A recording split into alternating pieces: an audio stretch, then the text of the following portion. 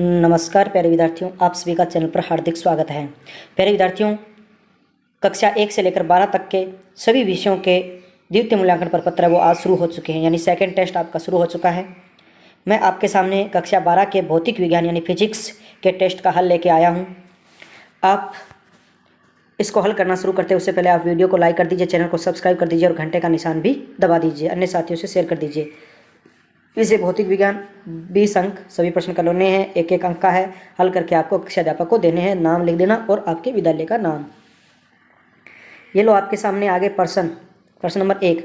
निर्वात की विद्युतशीलता का मान होता है, निर्वात की विद्युतशीलता का मान होता है आपका 8.85 इंटू 10 की -12। प्रश्न नंबर 2 क्या है? एक कूलॉम आवेश में इलेक्ट्रॉन की संख्या का मान होगा। तो प्यारे विद्यार्थियों, दूसरे का उत्तर है आपका 6.25 इंटू 10 की घात 18। प्रश्न नंबर 3। धातु का प्रावैधुतांक है 0, अनंत, 1 या 1 से ज़्यादा। तो 13 का उत्तर है आपका अनंत यानी 3 नंबर का। प्रश्न नंबर 4। जब किसी वस्तु को पृथ्वी से जोड़ा जाए तो पृथ्वी से वस्तु की ओर इलेक्ट्रॉन का प्रवाह होता है। इसका तात्पर्य है कि वस्तु अनावेशित रहती है, धनावेशित हो जाती है, ऋणावेशित हो जाती है, कुचालक है। तो प्यारे विद्यार्थियों, ये धनावेशित हो जाती है चौथे का भी उत्तर क्या है प्यारे विद्यार्थियों? आगे बढ़ते हैं प्रश्न नंबर 5 की तरफ। प्रश्न नंबर 5 आपकी स्क्रीन पर है। एक खोखले गोलाकार आवेशित चालक के मध्य विभव है, नियत है, केंद्र से दूरी के साथ समानुपातिक रूप से बदलता है, केंद्र से दूरी के प्रति लोमानुपाती परिवर्तित होता है या केंद्र से दूरी के वर्ग के प्रति लोमानुपाती बदलता है। तो 5वें प्रश्न का उत्तर है प्यारे विद्यार्थियों आपका क्या है? 5वें का आगे बढ़ते हैं प्रश्न नंबर 6।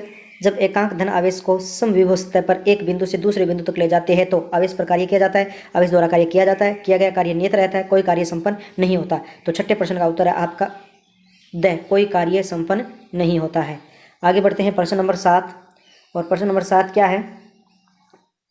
विद्युत क्षेत्र की तीव्रता का मात्रक है newton coulomb, joule coulomb, volt metre, newton metre. तो 7वें का उत्तर है आपका न्यूटन बटा कूलॉम यानी प्रश्न नंबर 8।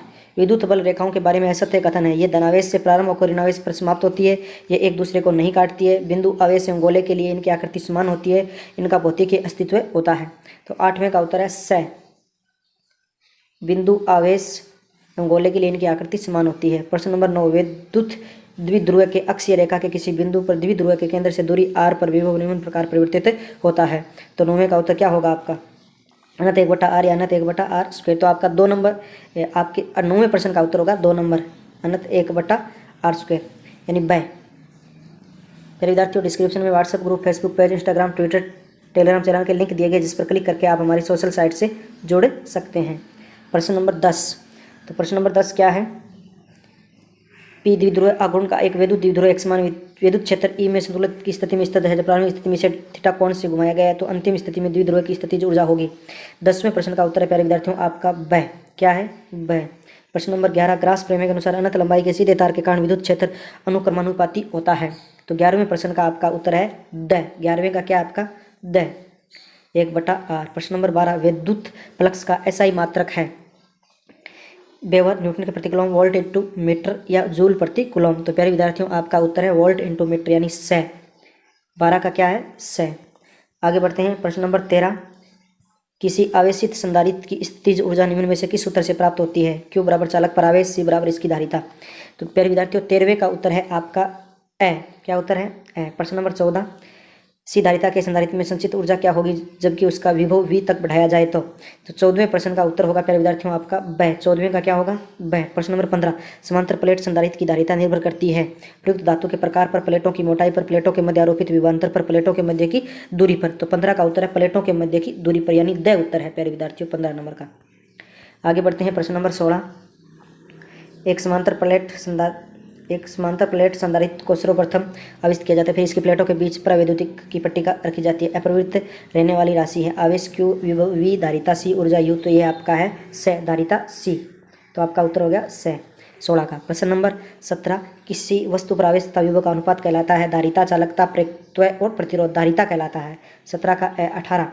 700 pF धारिता का एक संधारित्र 50 वाट की बैटरी द्वारा आविष्ट किया जाता है, इसमें संचित स्थिर विद्युत ऊर्जा होती है।